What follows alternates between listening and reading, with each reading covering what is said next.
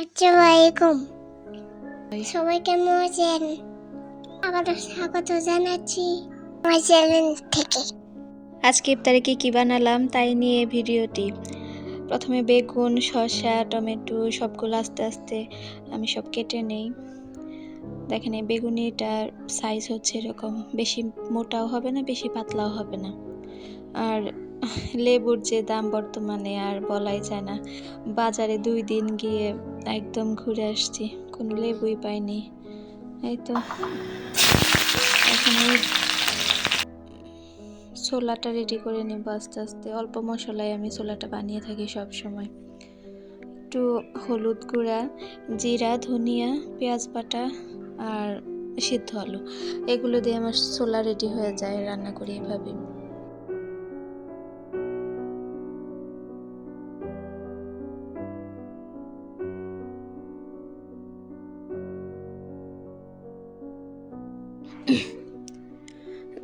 ছোলা নামানো শেষ হলে এখন পেঁয়াজও ভাজতে চলে যাব।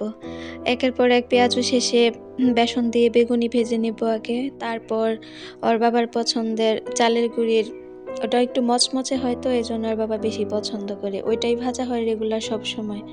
কিন্তু হঠাৎ করে আমার একটু বেসনেরটা খেতে মন চেয়েছে। ওইটা একটু নরম নরম হয়, আমার কাছে অন্যরকম একটা মজা লাগে, এজন্য ওইটাই আমার কাছে ভালো লাগে।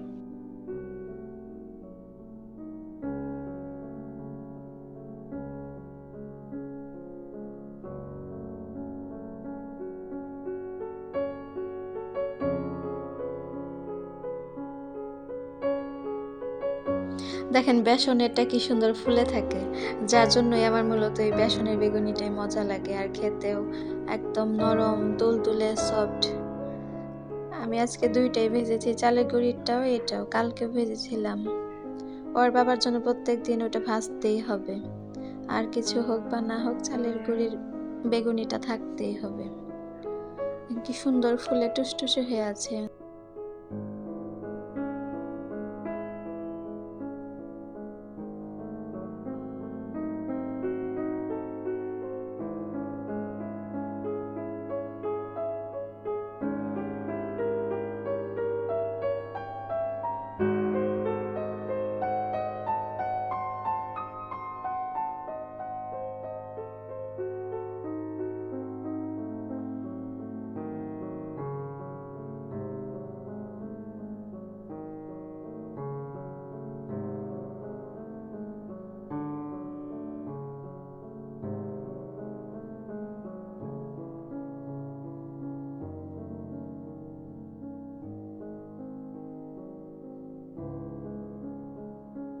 বেগুনিগুলো ভাজা শেষ হয়ে গেলে আমার বানানো নাগেটসগুলো এখন ভেজে ফেলবো।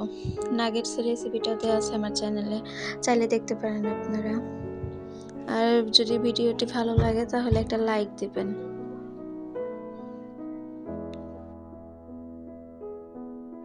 এদিকে নাগেটসগুলো চুলায় দিয়ে দেখতে গিয়েছি যে আমার মেয়ে কি করে।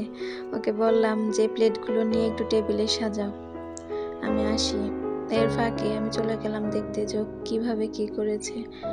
না, আল্লাহর রহমতে ভালোই করতে পেরেছে। দেখেন সুন্দর করে সাজিয়েছে। ও চেষ্টা করে যতটুকু পারে।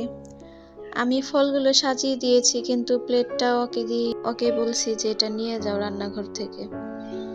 আসলে টেবিলে সাজানো হলে আমরা নিচে বসেই খাই, সব সময়ই আমরা নিচে বসেই খাই সব ইফতারের টাইমে। এটা একটা অন্যরকম শান্তি, অন্যরকম মজা। আর এই হচ্ছে আমার ভাজা পোড়া আইটেম, এটাই বাদ ছিল টেবিলে। আজকে এই পর্যন্তই, কালকে আবার নতুন একটি ভিডিও নিয়ে হাজির হব। আল্লাহ হাফেজ।